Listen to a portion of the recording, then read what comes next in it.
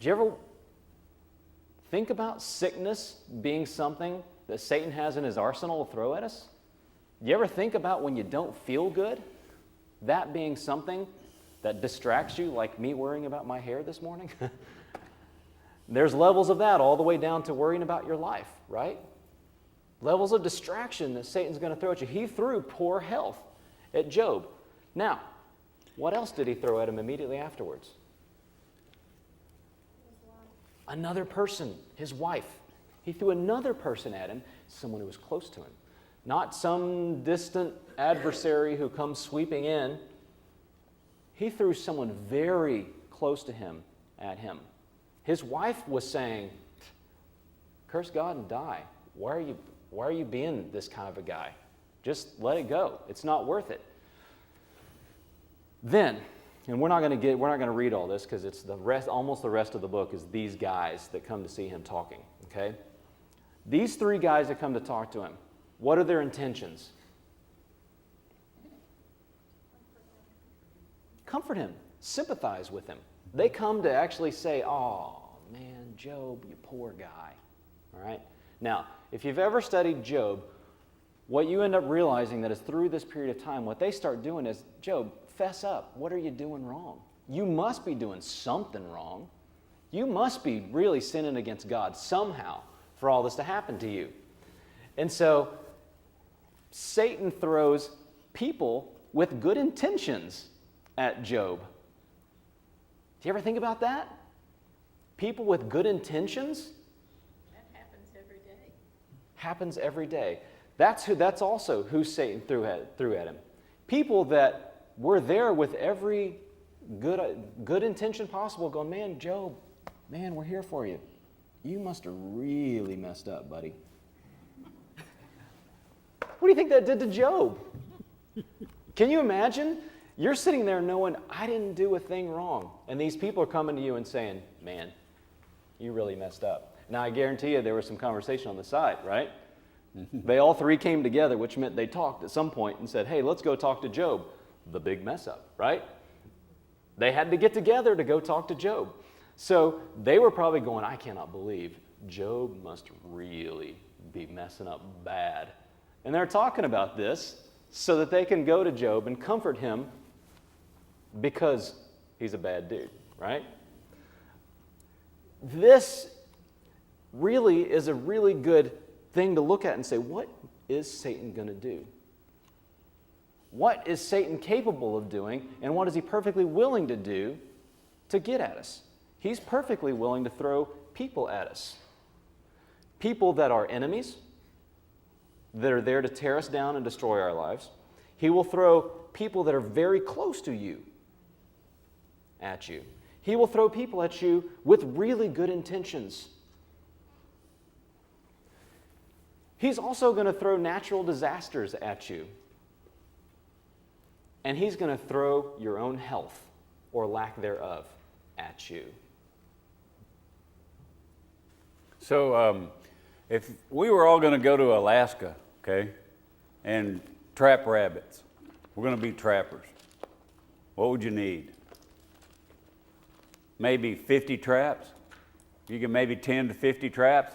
And we would need to place these traps, first of all, in the proper season, you understand, which would be in the wintertime when there's not a lot of food. And we would put that out there, do you understand? And we would put something in the trap that would what? Be enticing, or maybe even something you can't get in the wintertime if you're a rabbit, like a big fat carrot, you know?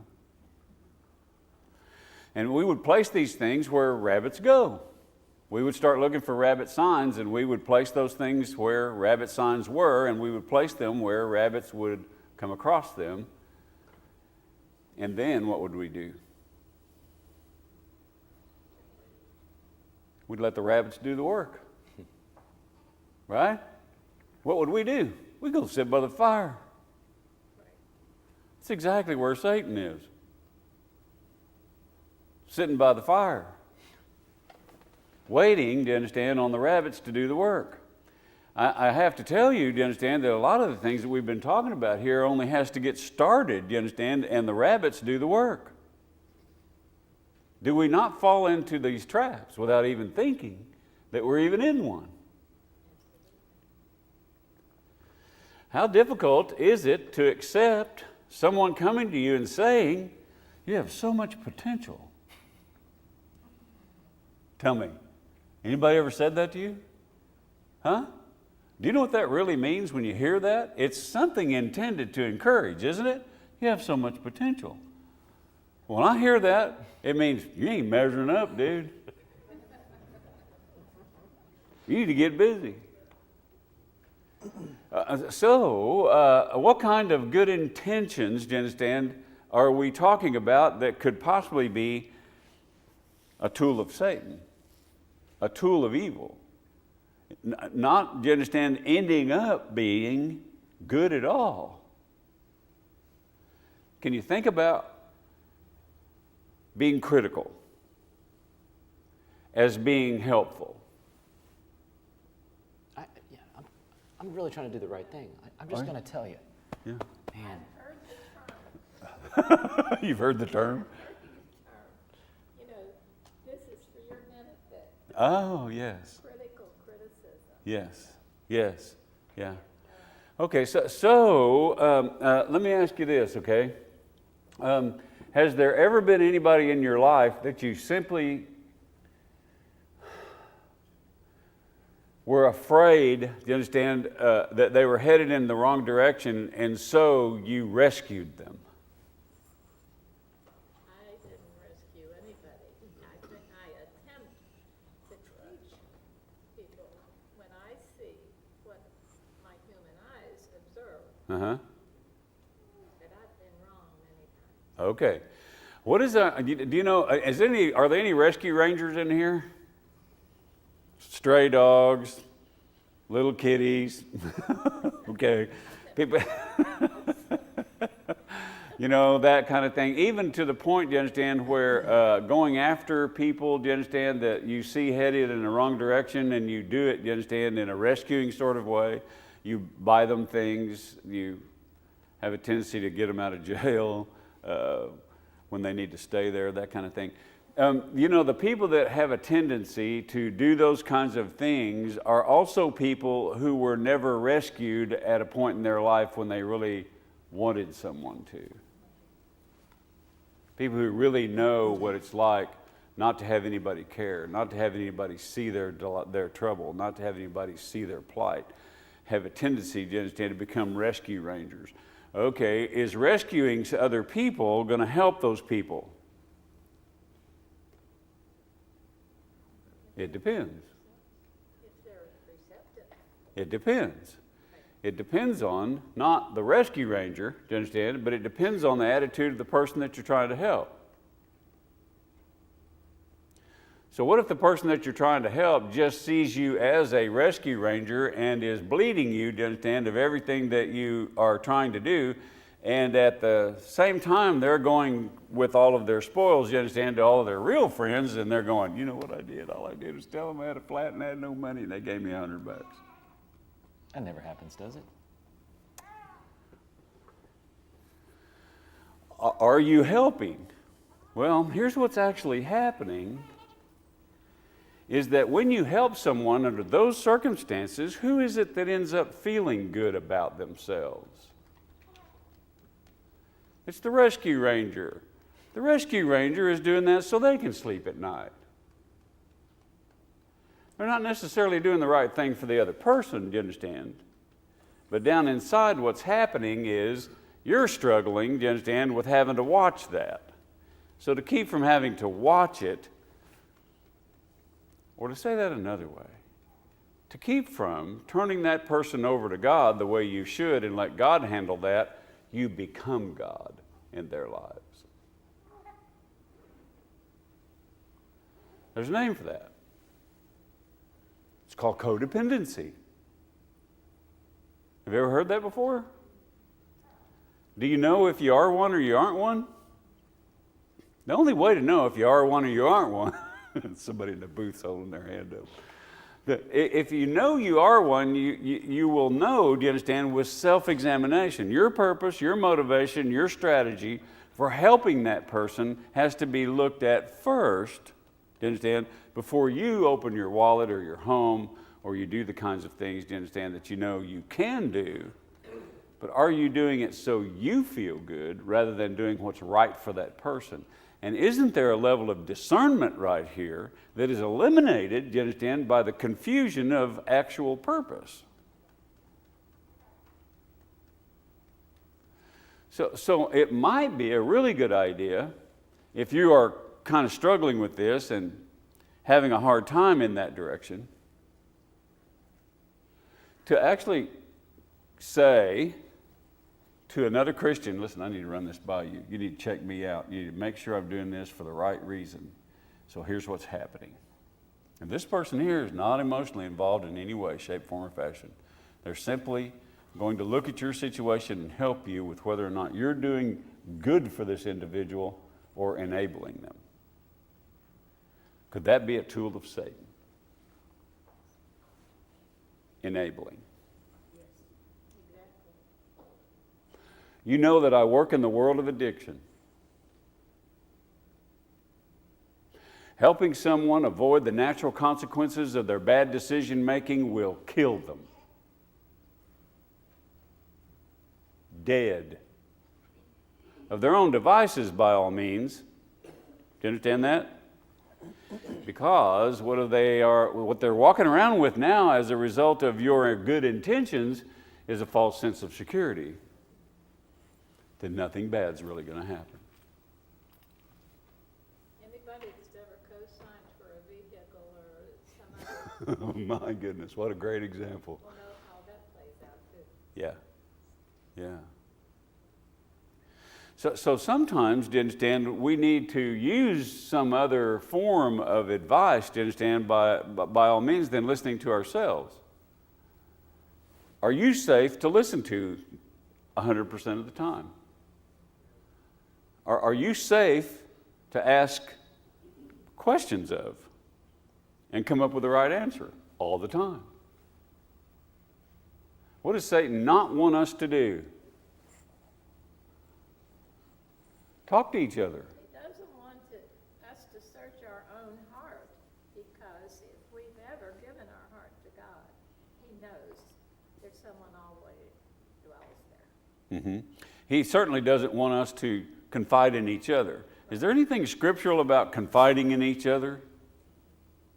Confess your sins Oh, yeah, that. to one another.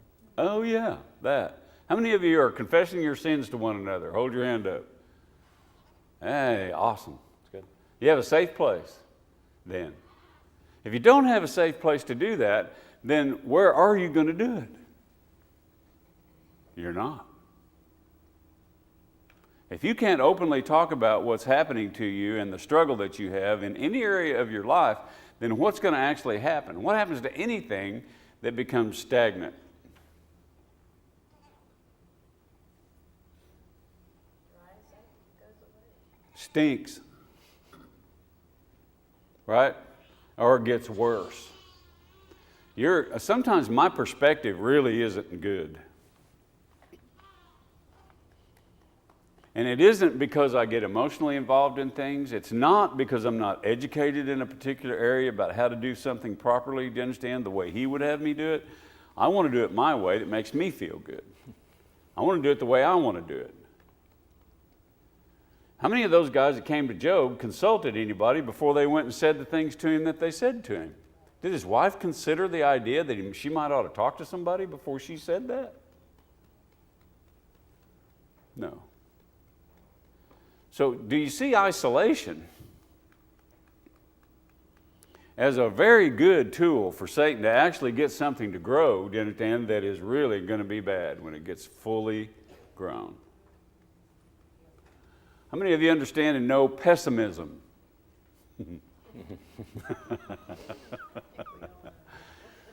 Where does pessimism come from? What is its origin? Absolutely. It comes from doubt. And where does doubt come from?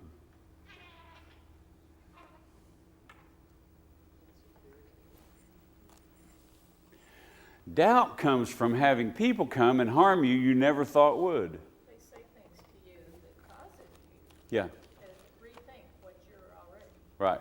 And not only that, to have, how many of you understand karma? Anybody heard about karma in here? Okay. Which one do you want, karma or grace? You get that? Okay, what would Satan like for you to grasp a hold of? Karma. Because if karma, do you understand, is basically fundamentally, I'm going to do good so I get good. What's he setting you up for? Failure, right? Because you're going to do good and no good's going to come to you, and what are you going to do? Become pessimistic and doubtful, okay? Is it possible that he would also like very much for you to consider human beings as the most dangerous thing on the planet? How many of you feel like that right now? Humans are dangerous. They can hurt you worse than anything. How are we supposed to find a safe place? Safe people. Peaceful place. A place where we're not apprehensive, we're not full of anxiety, we aren't actually under attack all the time. Where are we? How are we going to find that? How are we going to be certain that we have? I mean, even the closest people to you in your life, do you understand, because you have already experienced dangerous people, are potentially dangerous even when they're not doing anything to you. Is this starting to sound really sinister? He wants to isolate. What is the best way to conquer a group of people? Divide, right? And conquer. Divide to what degree? 2 factions? Just 2? What 2 factions do? How about if you're a faction all by yourself? And you are divided, do you understand, in such a way as to be absolutely alone. Who's your worst enemy? He wants to isolate you with you. I don't want to be with me all the time. He wants to isolate you with you. Lock yourself into a cage with nothing but you. Are we intended as human beings, as God's children, to be in community? How can you tell? How can you tell you're supposed to be in community with other humans? That it's a draw. It's something that you naturally kind of migrate toward. How can you tell that it's our nature to be in community? What could be the worst example on the planet of community?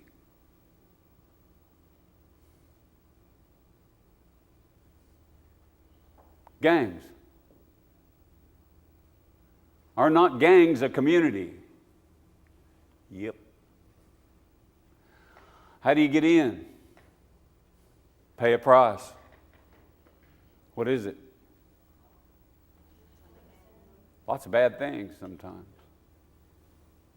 Well, you give up certain freedoms. You don't hang on to your freedom in your faith in God. I just wanted to read a scripture in Romans that we mentioned doubt. Hold on. Hold on. It's Romans 14. She's not going to hold on. Okay. Romans 14, 22 and 23. Hast thou faith? Have it to thyself before God. Happy is he that condemneth not himself in that thing which he alloweth. And it refers back to 1 John. And he that doubteth is damned if he eat, if you participate, because he eateth not of faith. For whatsoever is not of faith is sin. Okay. What's all that mean? It tells me that I need to follow my Creator in the path that he has laid out. And anytime Satan comes up, and I do this personally, if I'm home alone in my kitchen and I'm thinking something I ought not to think, I know I shouldn't think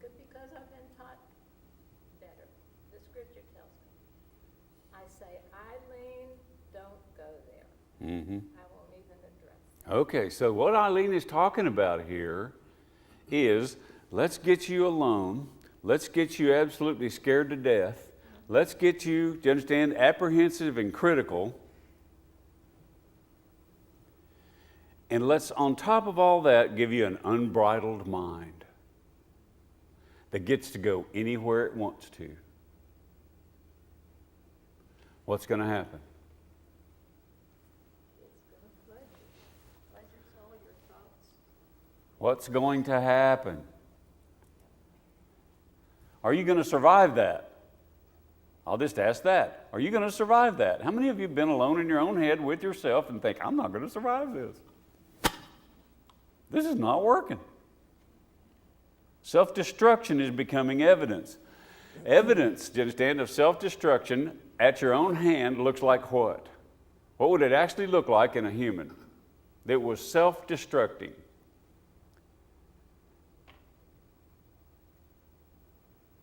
You wouldn't know, would you? You would not know.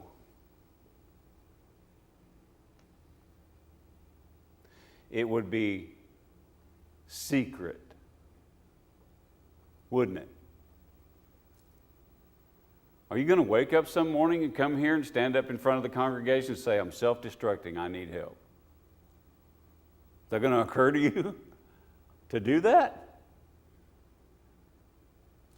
So I have some ideas, do you understand, about this that I think are maybe helpful. How about we stop living our way and start living God's way? I wonder if that would change anything. What is the first thing he says that we should not do? Have any other gods, right?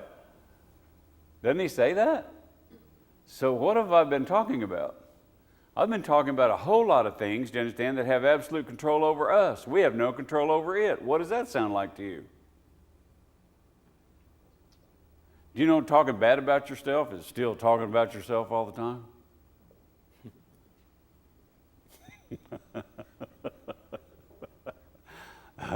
Do you ever know anybody that is always criticizing themselves? It's all about them. So how can we turn that around and not do that, you understand, so that we actually begin to heal? What would healing actually look like? What would healing actually look like? Might begin with being honest. Oh. That's all yours, dude. Do you remember when first couple of weeks we talked about Genghis Khan and his tactics that helped him take over most of the world? He would cause so much fear intentionally so that these different cities wouldn't help each other. He would make sure that this city that he conquered had enough refugees to send to the next city to talk about what happened, to talk about all the terrible things that had happened and how bad Genghis Khan was, and to tell them that he's coming. Right? And when he got there, the other places were so scared that they weren't going to come help. They were going to just hole up, be by themselves. And those refugees that would come in and they would tax the city of its supplies, of its resources. And so basically by the time he got there, they were already tired, scared, and hungry. How much easier did that make his job? It's one thing to go up against a group that is strong, right? Who's unified. But to go up against a group that is tired, scared, and hungry is another deal entirely. Now I want to talk a little bit about being tired and hungry. Flip over to Matthew chapter 4.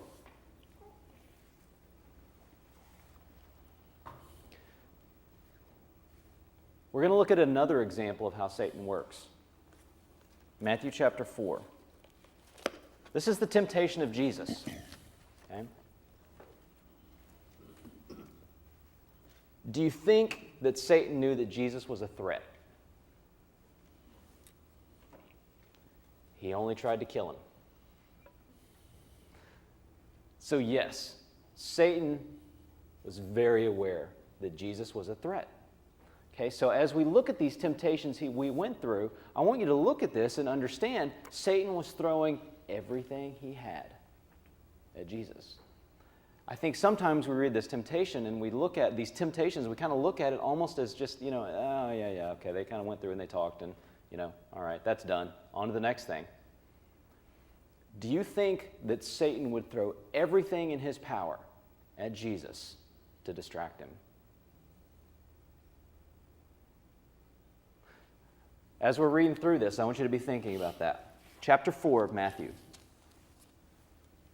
Then Jesus was led by the Spirit into the desert to be tempted by the devil. After fasting 40 days and 40 nights, he was hungry. The tempter came to him and said, "If you are the Son of God, tell these stones to become bread." Jesus answered, "It is written, man does not live on bread alone, but on every word that comes from the mouth of God." Then the devil took him to the holy city and had him stand on the highest point of the temple. "If you are the Son of God," he said, "throw yourself down, for it is written, he will command his angels concerning you, and they will lift you up in their hands so that you will not strike your foot against a stone." Jesus answered him, "It is also written, do not put the Lord your God to the test." Again, the devil took him to a very high mountain and showed him all the kingdoms of the world and their splendor. "All this I will give you," he said, "if you will bow down and worship me." Jesus said to him, "Away from me, Satan, for it is written, worship the Lord your God and serve him only." Then the devil left him, and angels came and attended him. What's the very first thing Satan threw at Jesus? Lust of the flesh. Eileen says lust of the flesh. Eating food. His own physical needs. The thing that Jesus was craving at that time was food. He hadn't eaten in a long time. Do you think that might have been a distraction? You think that might have been a struggle for him? Do you think that that was easy for him as a human for 40 days not to eat? So what's the very thing that Satan throws at him? It's the thing his human body is craving the most. The thing that he desires the most. Jesus was a human just like you and me. He needed to eat. Now, I don't know about you. I go a few hours without eating and I'm hungry. 40 days, your body is consuming itself. You realize that? Your body starts eating what it has.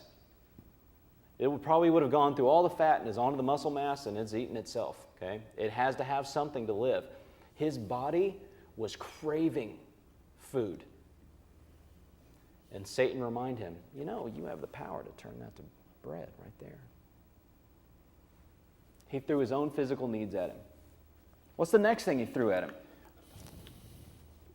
says, the devil took him to the holy city, had him stand on the highest point of the temple. "If you are the Son of God," he said, "throw yourself down, for it is written, he will command his angels concerning you, and they will lift you up in their hands so that you will not strike your foot against a stone." How fun do you think it was to be the Son of God, to live in heaven, and to come live on earth and be a nobody? The enticement of wealth. Do you think that might have been a struggle? To know, I was up there with God. I had everything, and I'm down here now, and I'm this poor guy that nobody knows, nobody respects, nobody thinks I'm anybody. So what did Satan throw at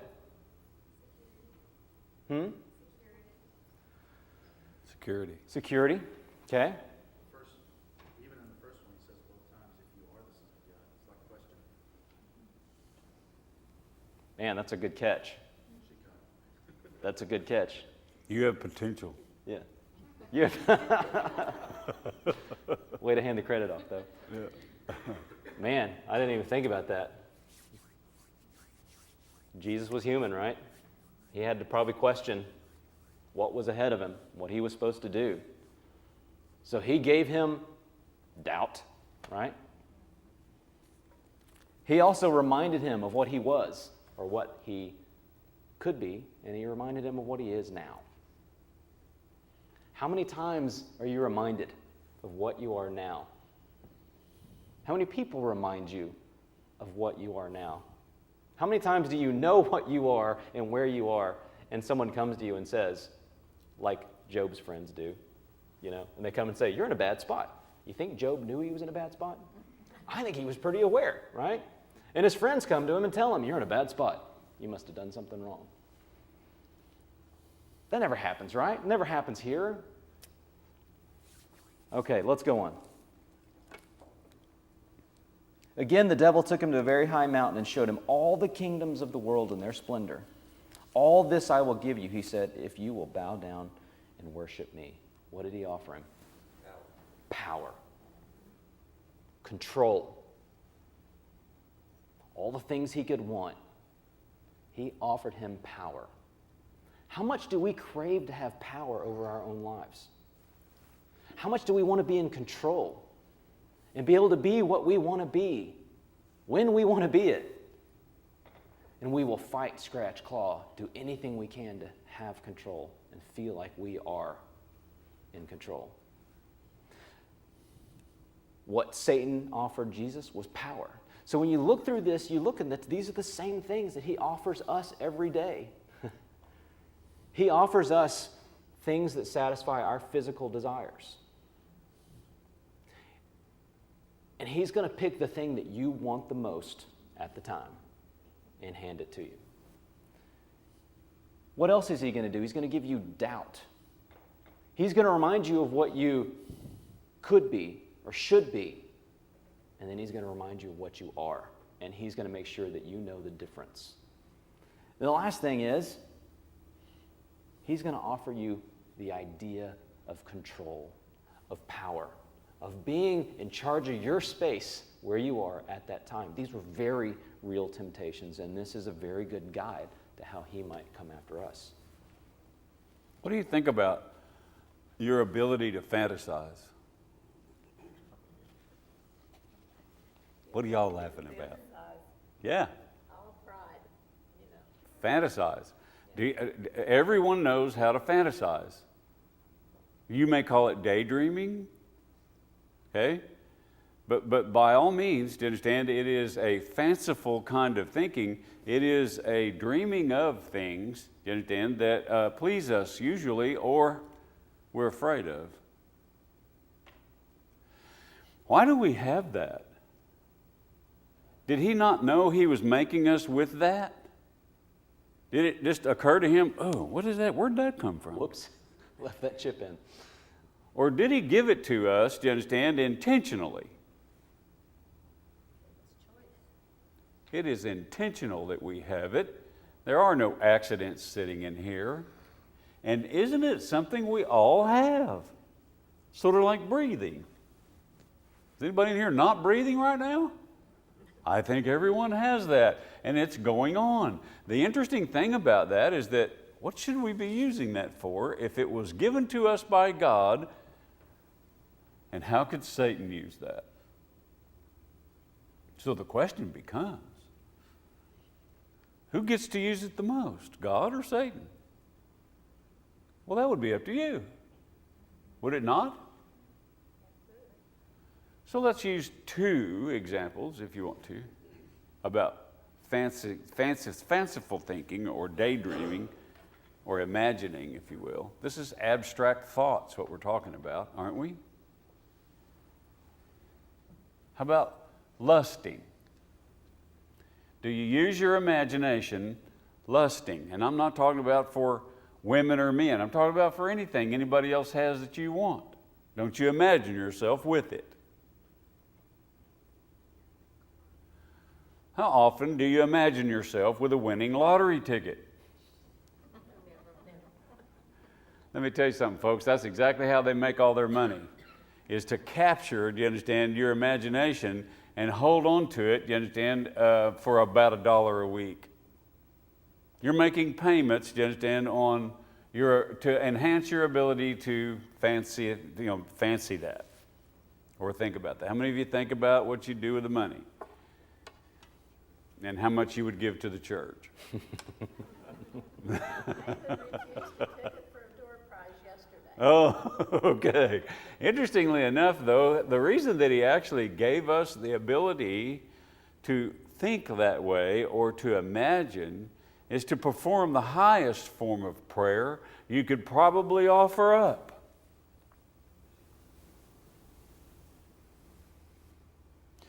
You see, I think, and this is my opinion, and it's only mine, and I'm not trying to sell mine to yours, but I'll tell you this, I have more fun with this than I've ever had a lottery ticket.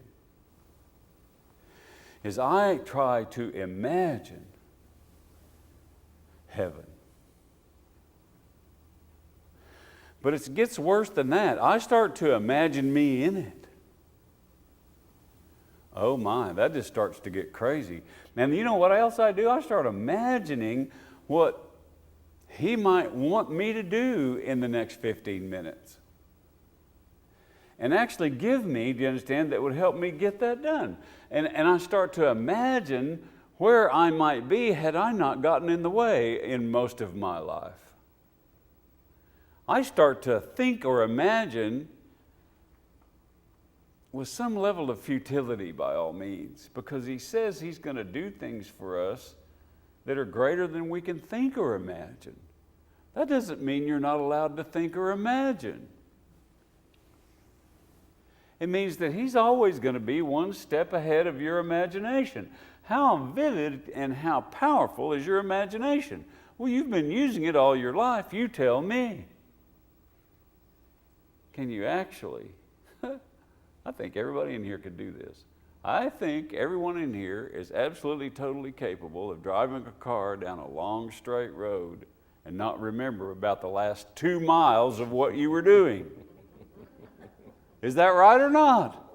Look at how powerful you are. If we were to start doing something right, do you understand, if you will, with what we were given. So, what was hard about turning all that down for Christ? Was there anything hard about that? Saying, no, get behind me. No, I'm following God. Leave me alone. How hard was it for him to turn that away and say, nah? You think he had an imagination?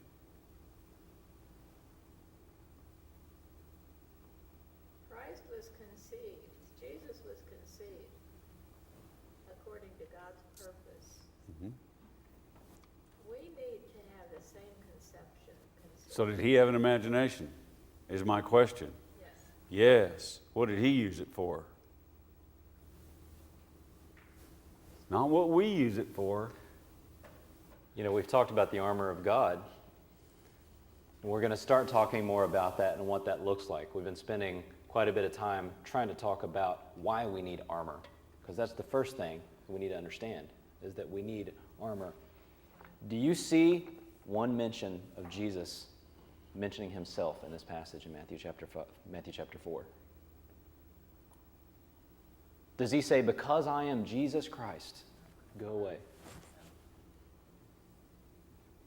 Who did he rely on? God. He relied on truth and God. He didn't have some strange scheme that he had to pull together to do this. He simply referred back to God and even reminded Satan who Satan was, who God was. Armor of God. First thing we have to figure out is that we need it. Second thing we have to figure out is that ours ain't working. The third thing we have to figure out is how to start putting it on. I can tell you what it's not. It ain't no tinfoil hat. Have a nice day. Well, you can stay as long as you want to.